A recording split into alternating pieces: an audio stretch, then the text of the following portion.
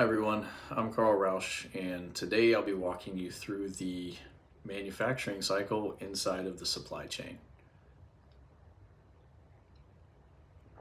Manufacturing isn't just about building things, it's about understanding that each stage connects to another.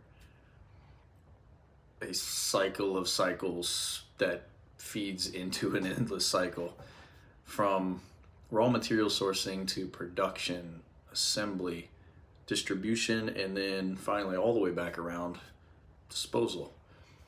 The entire process is interconnected, and every decision that we make has a ripple effect both up and downstream.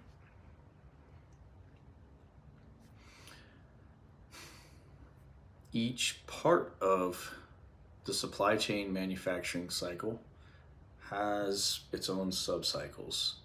For example, raw materials have their own logistics and procurement cycles, licensing, regulation, compliance, while production has cycles for planning, quality checks, and assembly. Even after a product is built, it enters an entire new cycle. Its lifespan is in the hands of the customer ultimately. So the reality is supply chains are never linear. They're in a constant loop of planning, execution, and refinement.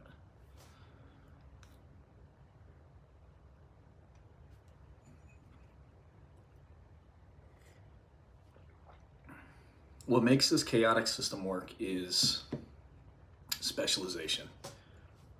Take something as simple as a pencil.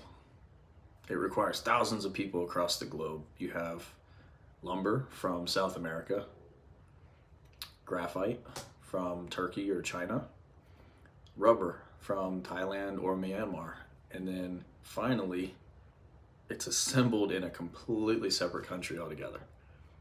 So manufacturing is never isolated. It's a global network where coordination is just as important as the production capacity.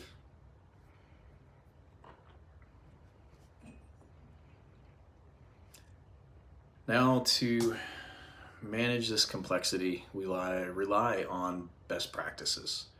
So we want to be lean, manufacturing to reduce waste and improve flow, Six Sigma to tighten quality control, theory of constraints to find and fix bottlenecks, digital twins, which are virtual models that simulate processes before physical execution.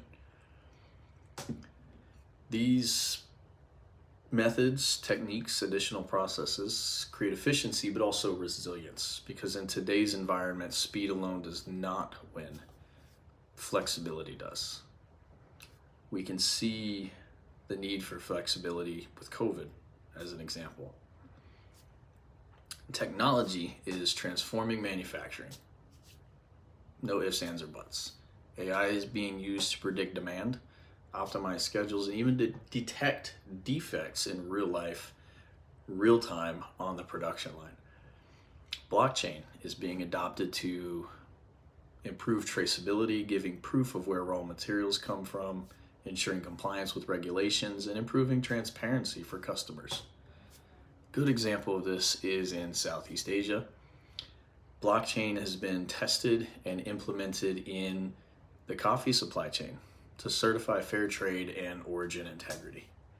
The same principles can be applied in manufacturing to improve ethical sourcing, provide trust, warranty claims, etc. Now, if we combine AI and blockchain, we move manufacturing from reactive to proactive, making supply chains smarter, way more trustworthy. Wrapping up, manufacturing isn't just a standalone process, something as easy as a paint stir stick. It's the beating heart of the supply chain, tied to an endless cycle of cycles: sourcing, assembly, distribution, and customer use. Best practices give us structure, metrics give us insight, and new technology like AI and blockchain are providing new ways to adapt and stay competitive. That's the chaotic beauty of supply chains. They're global, they're complex, and they're always cycling forward. Thanks.